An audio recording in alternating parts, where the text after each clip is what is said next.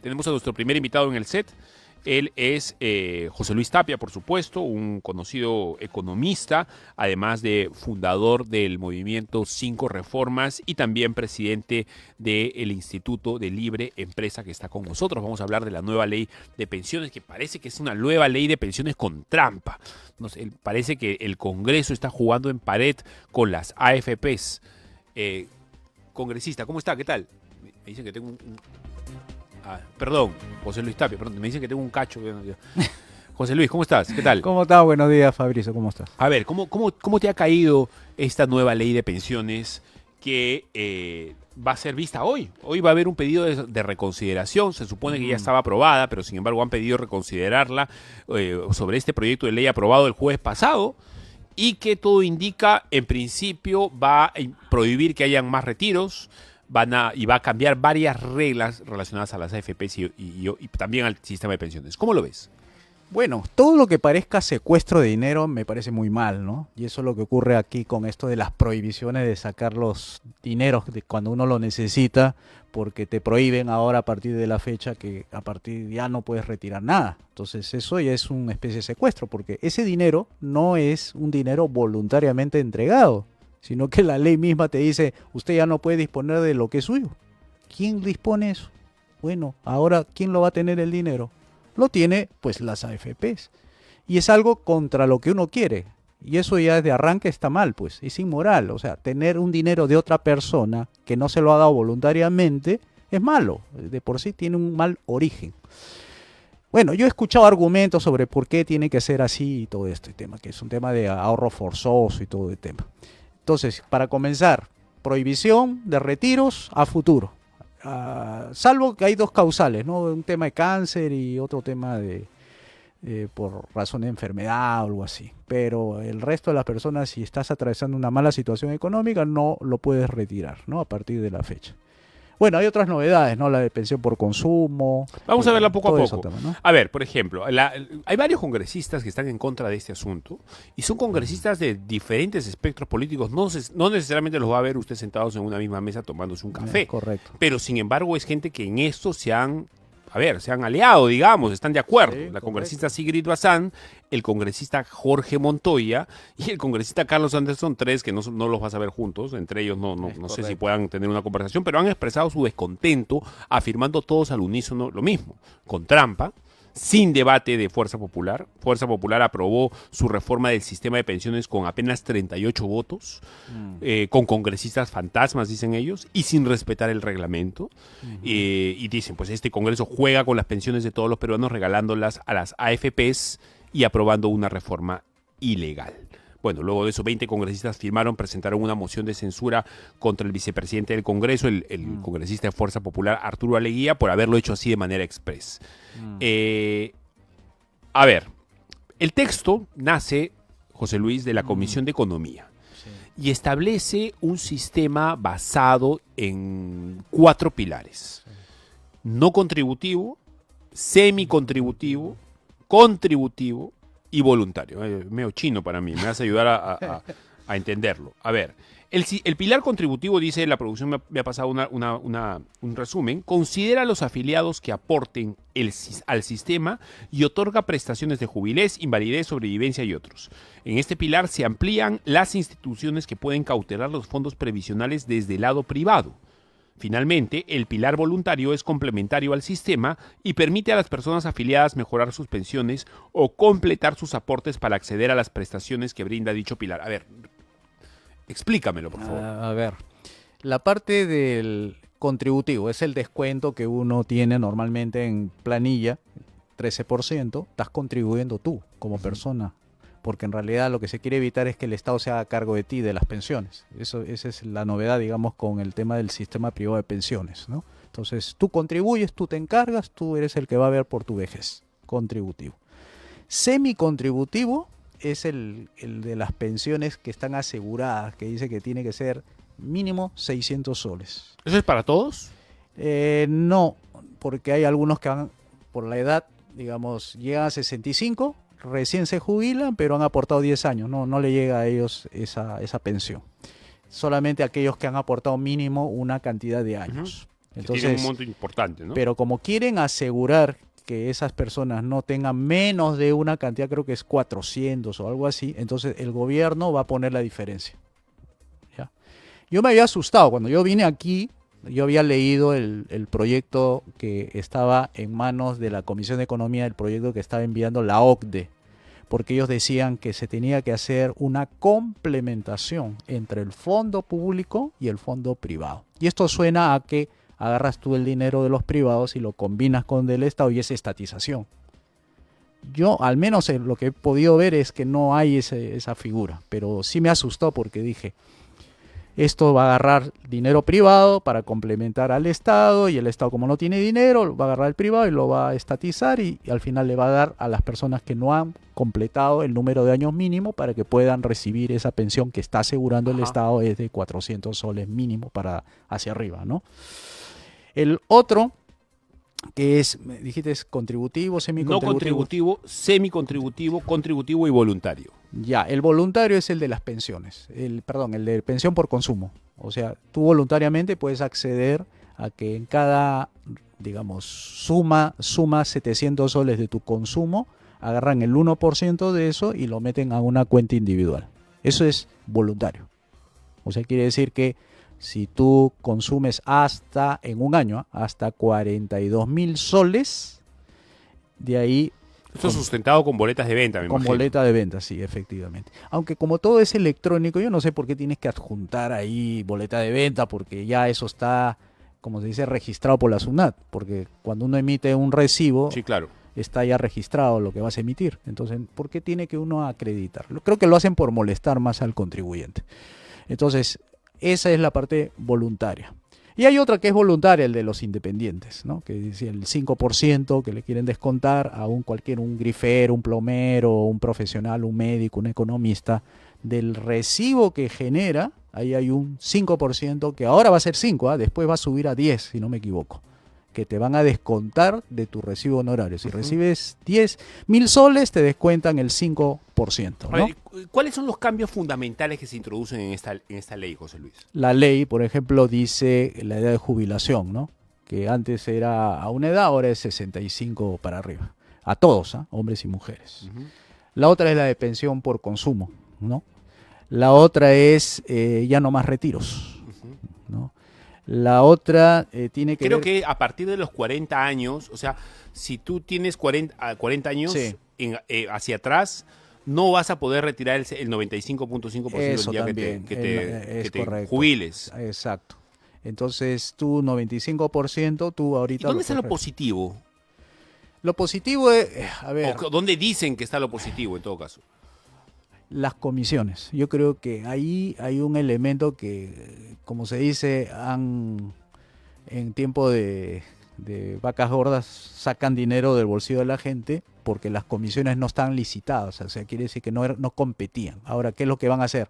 Van a abrir el espectro a otras entidades financieras para que no sean solamente las AFP las únicas que te manejen tu dinero. Puede ser una aseguradora, un banco, X. Entonces, ¿qué va a pasar? Al abrir el espectro, entonces las comisiones van a tender a bajar. Ahorita es 1% sobre el manejo de tu saldo.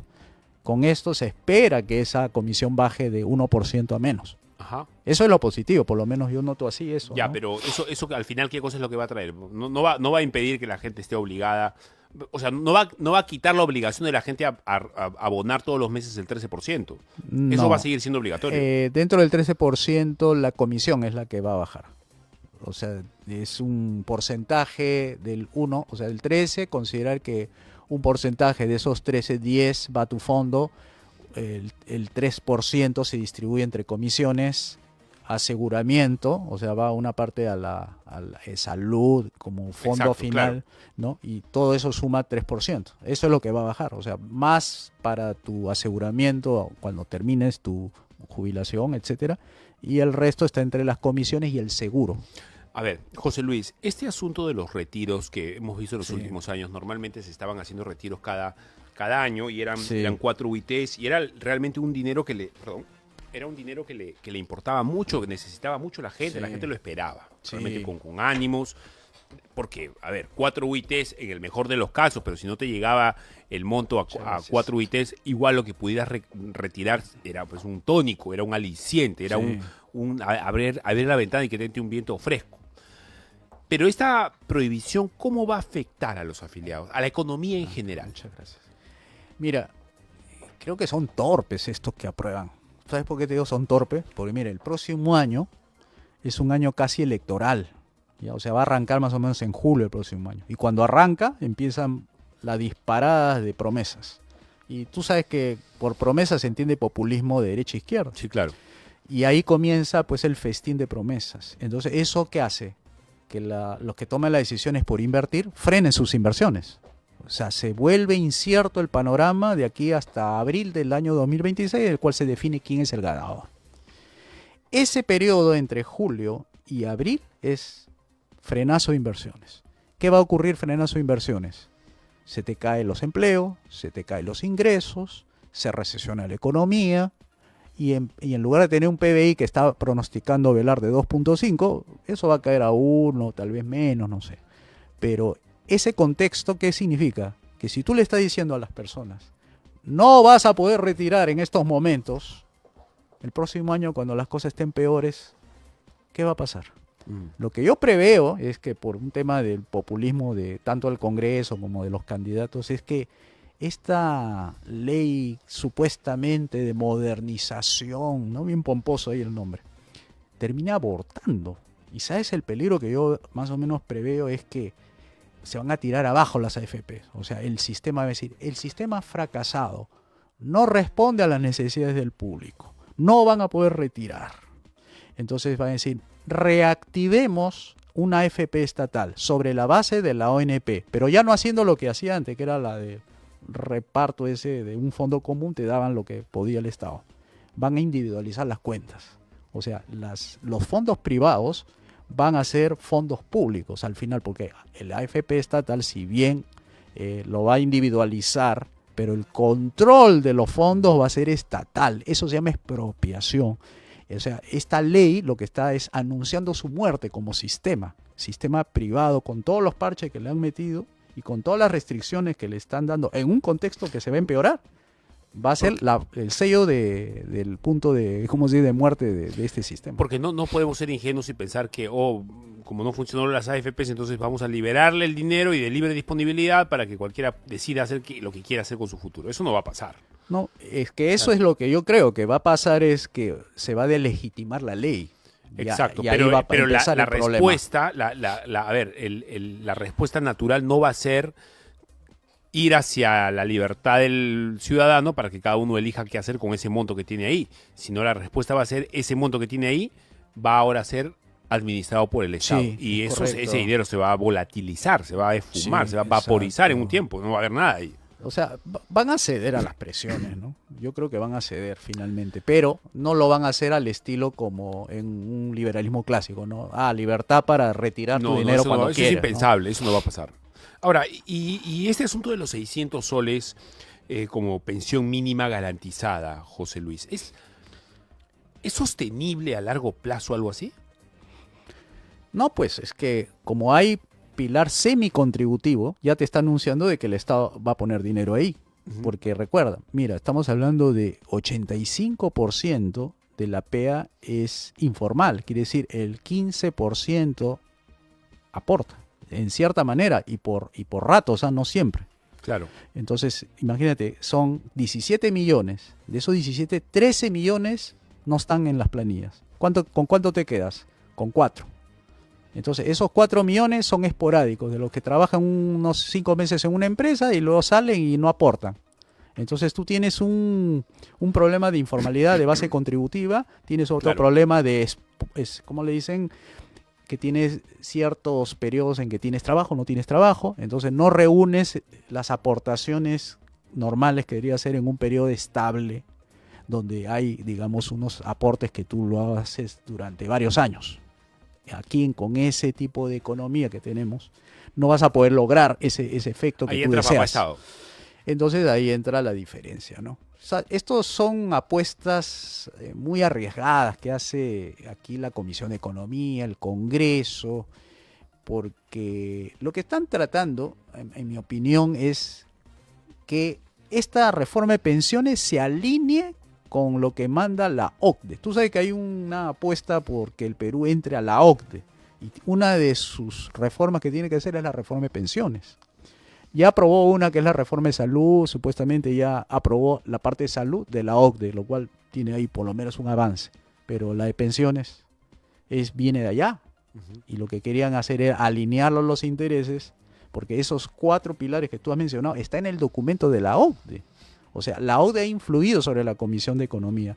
El MEF, para decir, yo no soy el único que dice que debe hacerse así, miren a la OCDE. Y como todos son globalistas, miran a la OCDE y dicen, sí, pues debe tener razón porque viene desde afuera, seguramente piensa mejor que nosotros.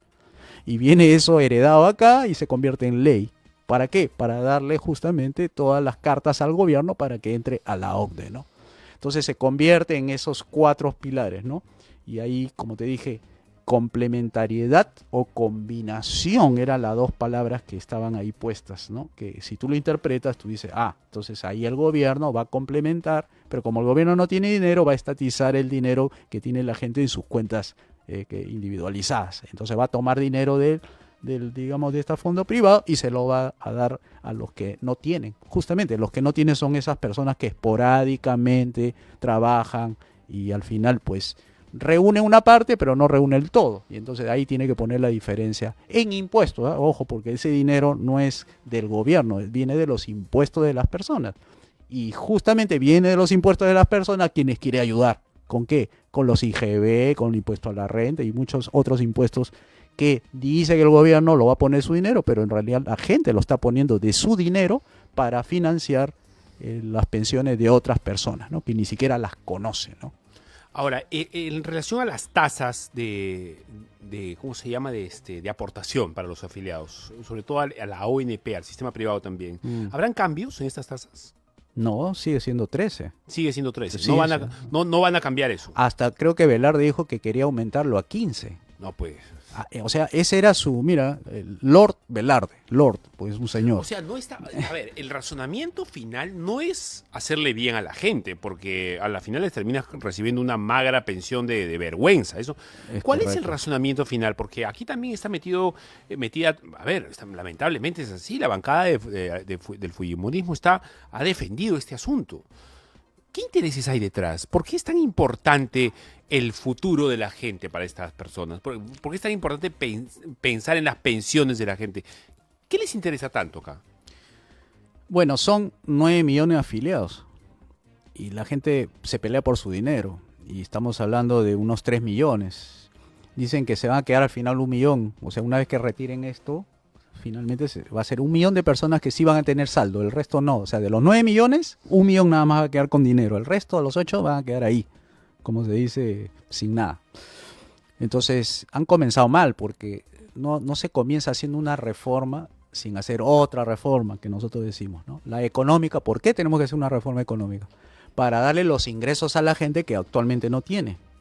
Pero ellos comienzan como que ya existe ingresos en la gente y lo único que hay que hacer es una reforma de pensiones. Repito, están pensando en ese 1 millón de personas, pero no están pensando en los 17 millones que trabajan y que no tienen ningún acceso.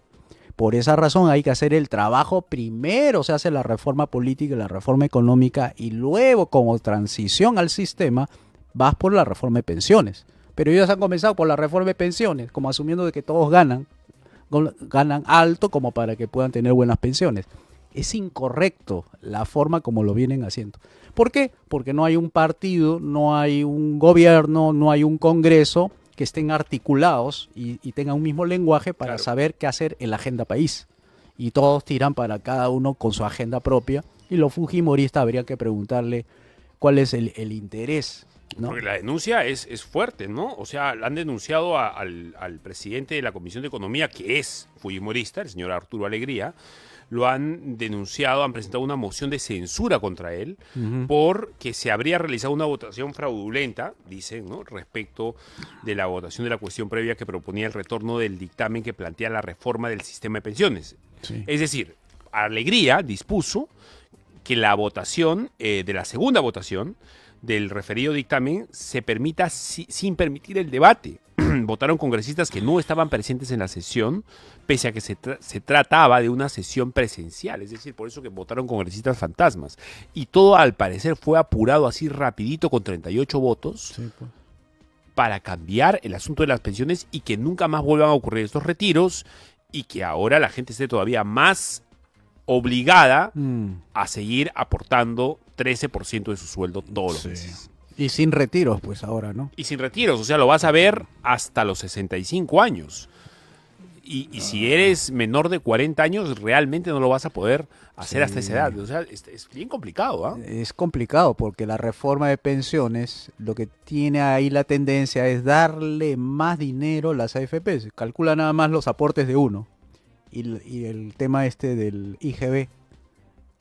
Más o menos se calcula que son 1.300 millones que las AFP van a tener ahora como nuevo dinero para tipo SUNAT. Va a empezar a repartir a cada uno su... A ver, ¿cuánto es tu boleta, tu boleta, tu boleta? O sea, las AFP van a ser como cajero del gobierno también, porque van a agarrar el IGB y va a repartir acá su cuenta. O sea, imagínate cómo se mezcla lo público con lo privado. O sea, cuando el Estado debería separar las cosas, ¿no? Decir, bueno, a ver, IGB yo lo manejo.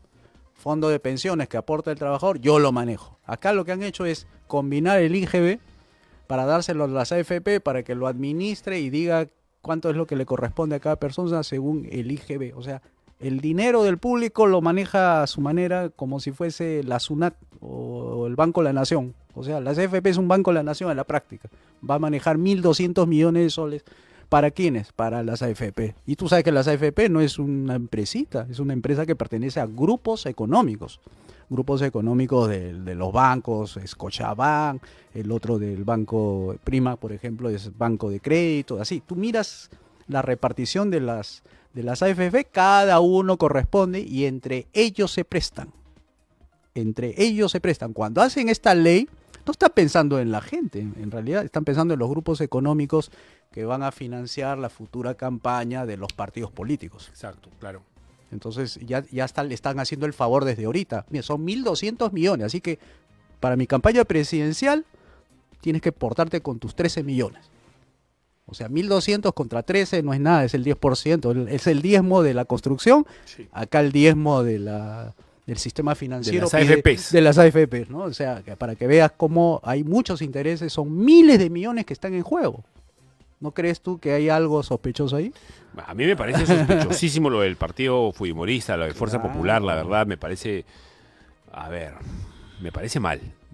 Lamentablemente el partido fujimorista en los últimos años, con todo lo que está pasando en el país, a mí me encantaría ser un aliado cerrado de alguien que esté en contra de Antauro Humala, el terrorismo, pero no puedo decir que la performance política y del partido fujimorista ha sido la mejor. A ver, poniéndole zancadillas a la democracia. O sea, realmente se van a bajar esta ley que impide o que impediría a sentenciados por asesinato, corrupción, etcétera. Van a permitir que Antauro Humala postule para que postule a Alberto Fujimori también. Y a la final es eso que creen ellos que le va a hacer bien, a la gente le va a causar tal antipatía que van a terminar votando por Antauro Humala para no votar por el fujimorismo una vez más. Porque el problema de esto lo están causando ellos mismos. Es una pena. Quería preguntarte también sobre otro tema, José Luis, antes de terminar. Sí. El ministro de Trabajo, el señor Daniel Maurate, acaba de mencionar que, te leo literalmente lo que ha dicho, no hay fecha para el aumento del sueldo mínimo. Si hay ese rumor, dice, hay que ser bien preciso, menciona. Nosotros hemos dicho concretamente que estamos evaluando la recuperación económica del Perú, que felizmente, dice él, va por buen camino, y si eso sigue así, quizá en el segundo semestre del año, es decir, de julio para adelante del 2024, podríamos ya introducir este tema, el del aumento de sueldo, dentro del Consejo Nacional del Trabajo para poder discernir el incremento del sueldo mínimo vital. Increíble lo que acabas de mencionar. Ahí dice, es lo que lo dice literalmente. Dice, está bien la economía, dice. Está felizmente va por buen camino. Va por buen camino, no es lo mismo, pues decir, está bien encaminado, la economía está creciendo. A ver, antes de mencionar si es que la economía realmente va por buen camino o no, para conocer tu opinión, menciónanos, ¿es posible aumentar el sueldo mínimo vital dadas las actuales circunstancias? Mira, en política se puede hacer muchas cosas, entre ellas subir los sueldos para todos, y lo hizo Alan García, recuerda, en 1985-1990, anunciaba cada mes su ministro de Economía, la elevación de los sueldos van a hacer esto. Mira, lo hicieron en el 85-90, ¿por qué no lo pueden hacer ahora? El sueldo mínimo, ¿sabe cuál es el problema del sueldo mínimo? Es que crea desempleo entre los más jóvenes, los que no tienen experiencia.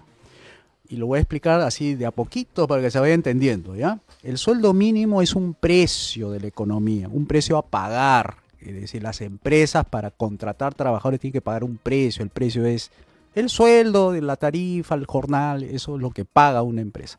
Si a tú una empresa le estás diciendo obligadamente tienes que pagar 1.035 soles de sueldo mínimo, entonces tú le estás condenando a la empresa ¿a qué? A no tomar a los que tienen menos experiencia. Estás simplemente direccionándolo para que contrate a los que están por encima de los 1.035 soles. ¿Esto qué quiere decir? De que si tú preguntas en el mercado laboral cuánto pagarías por un inexperimentado, o sea, una persona que no tiene... Que recién ha salido del colegio. Y ese es el mínimo. El mínimo es no tener experiencia laboral. ¿Cuánto es aquí? ¿A cuánto ascendería? Más o menos haciendo una encuesta entre los empresarios que hicieron un evento en la Cámara de Comercio de Lima, en los encuestados, ¿cuánto más o menos usted pagaría por una persona sin experiencia laboral, recién salía del colegio, todo? Salía 600 soles. Entonces, si tú estás poniendo un 1.035 mínimo legal para tú pagar a alguien, estás descartando ya de plano los 600, o sea, Sí, claro. a millones. A un montón de gente. Exacto, lo que le dicen los NN, ni estudian ni trabajan. Los nini. Nini, exacto. Entonces descartas a esto que son varios millones. Ahora, ¿dónde te vas a enfocar? Bueno, los 1.035 lo enfocarás para los universitarios, los que más o menos están terminando el 8º o 9º ciclo. Bueno, le pagan el mínimo porque así comienzan. O sea, estás hablando de universitarios, que es más o menos el 12% de la población. O sea, descartas a 1 millón de personas y al 12%. A esos recién. Ya, ahora, tienes... Por un lado, descartado a la juventud y agarras a los jóvenes universitarios. Ahora, ¿qué va a pasar con las empresas? Si tú vas a aumentar el sueldo mínimo, estás aumentando también los costos de producción, porque dentro del costo de producción está el costo de la mano de obra. Entonces, si tú estás levantando el costo de la mano de obra, también estás levantando el costo de producción de manera simultánea. Entonces, ¿eso qué va a pasar? Se va a trasladar a los precios. Porque finalmente cuando sube el costo, te empuja el precio hacia arriba.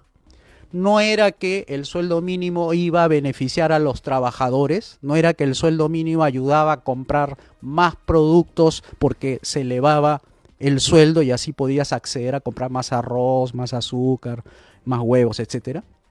Pero ahora, como va a elevarse los costos de producción, y va a empujar los precios hacia arriba, entonces el precio del arroz, el precio del azúcar va a subir. Entonces, ¿por dónde está el beneficio?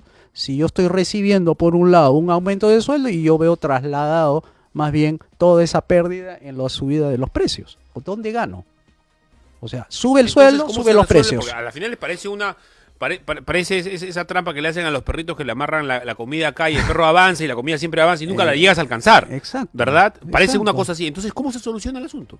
Si es que subir los precios a la final no ayuda a la gente, sino hace más bien que subir los sueldos, mejor dicho, hace que los precios suban. ¿Cómo se soluciona? ¿Saben cómo se sube eso? Se sube con productividad. O sea, si tú quieres un aumento de sueldo, tienes que demostrar que eres más productivo. Simplemente trabaja más y demuestra que puedes aportar más. Pero eso no se hace por voluntad del propio trabajador. Para que un trabajador produzca más, necesita tecnología, máquinas, herramientas, o sea, inversión privada. O sea, las empresas invierten para modernizarse y hacer que el trabajador produzca más. Pero si no hacen eso, las empresas no invierten, por más horas que pueda trabajar, va a seguir produciendo lo mismo que venía produciendo. Entonces, tú quieres que tu sueldo aumente, más inversión. Pero para que haya más inversión, ¿qué tiene que haber? Condiciones para invertir. Y ahora en este Perú, que a todos nos fascina, bueno, hay que hacer cosas, hay que hacer cambios y para eso hay que hacer reformas. ¿Cómo animas a tú a los inversionistas para que inviertan? Le dices así: te bajo los impuestos, te abro los mercados, te desregulo la economía y te dejo la cancha libre. ¿Harías la apuesta o no? Y miran ellos, sí, pues, si en Chile me cobran 25% y el Perú baja su impuesto a la renta a 10% o no cobran nada, por supuesto, es ventajoso. Mejor vengo acá con las inversiones de Chile, lo traigo al Perú y meto inversión privada en las empresas nacionales, o me asocio con uno o me meto yo de arranque. Es cierto. Entonces, con esas inversiones, yo lo que estoy promoviendo es que el trabajador se modernice, sea más productivo y los sueldos van subiendo, como en Qatar. Qatar, $120,000 al año. O sea, una persona puede ganar $10,000 mensuales. No es el Estado el que debe subir el sueldo, sino es el propio trabajador que debe esforzarse para que el sueldo se le suba. Y que tiene que estar acompañado con inversiones en paralelo. Y eso es decisión de la empresa, y la empresa va a apostar cuando vea que el mercado es amigable con él, cuando el gobierno es amigable con él, y cuando no haya SUNAFIL y no haya nada. Ya, José Luis, pero ¿cómo lo razona una persona que está a favor de todo esto? Es un socialista, digamos, un clásico, en el sentido de que dice, bueno, si suben el sueldo, la gente va a tener más plata y va a tener más posibilidades de comprar más arroz, azúcar, etcétera. Sí. ¿Cómo razona la respuesta que tú has dado? ¿Por qué no se da cuenta del asunto? El socialista. Sí. Porque ellos tienen una teoría de que todo empresario es un explotador. Entonces, ¿cómo le quitas la palabra explotación a un trabajador? Cambiando su razonamiento económico. Decirle que el empresario no es que el que fija el sueldo del trabajador, es el mercado el que fija el sueldo del trabajador. O sea, el empresario lo que hace es tomar los datos del mercado y adaptarlo a ese mercado. O sea, la empresa siempre se adapta a las personas. Es como cuando tú tienes un departamento en una zona específica, tú tienes que averiguar cuánto están cobrando de alquiler alrededor para tú poner el precio, porque si pones cualquier cosa puede terminar cobrando muy poco o mucho y nadie te va a alquilar o te van a pagar muy poquito. Entonces tú tienes que adaptarte al mercado, tienes que adaptarte a la voluntad de la gente que te quiere comprar. ¿Ok? Entonces, ¿qué esfuerzos haces? Entonces dice, si yo me adapto al mercado, entonces yo tengo que fijar mis costos de una manera tal que sea competitivo, pueda competir porque puedo poner precios bajos. Y tú sabes que los precios bajos a la gente le van muy bien, porque con precios bajos compras más productos, más huevos, más arroz y todo eso. Entonces, para que el socialista, digamos, entienda bien por qué las medidas liberales que nosotros estamos proponiendo funcionen y sea aceptado, es que se enfoque en el trabajador. Todas las medidas que hemos dicho es para que el ingreso se eleve, el ingreso de los trabajadores se eleve. No le iría mejor a una persona ganando 20,000 soles mensuales que con 1.500 como es actualmente. Ya, ¿quién es el que le paga al trabajador? Él no se lo paga, se lo paga a alguien. Y a ese alguien le tiene que ir bien, porque si le va mal no le va a poder pagar al trabajador. ¿Y ese alguien quién es? El empresario. Ya, el empresario para ganar, ¿qué necesita? Un mercado libre, un mercado de bajos impuestos, de bajas regulaciones, donde pueda competir y ofrecer su producto de manera libre. Entonces, si tú lo castigas, le metes impuestos, regulaciones, todo eso, ¿qué va a hacer la empresa? Se tiene que adaptar a esa nueva situación, en la cual es difícil, complicado, y encima tiene la SUNAFIL encima, que lo registra, la SUNAT también.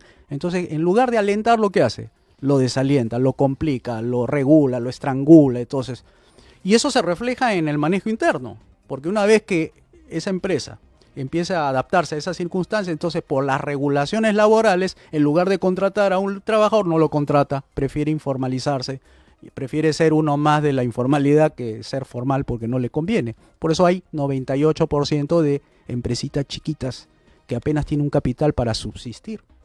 Entonces, ¿cómo vas a hacer patria? ¿Cómo vas a hacer crecer a una empresa en medio de esas regulaciones, esos impuestos, un Estado que en lugar de proteger la vida, la libertad, la propiedad, la seguridad de las personas, está más bien persiguiendo a los comerciantes, a los empresarios, les cierra su negocio y mientras los grandazos los deja ahí?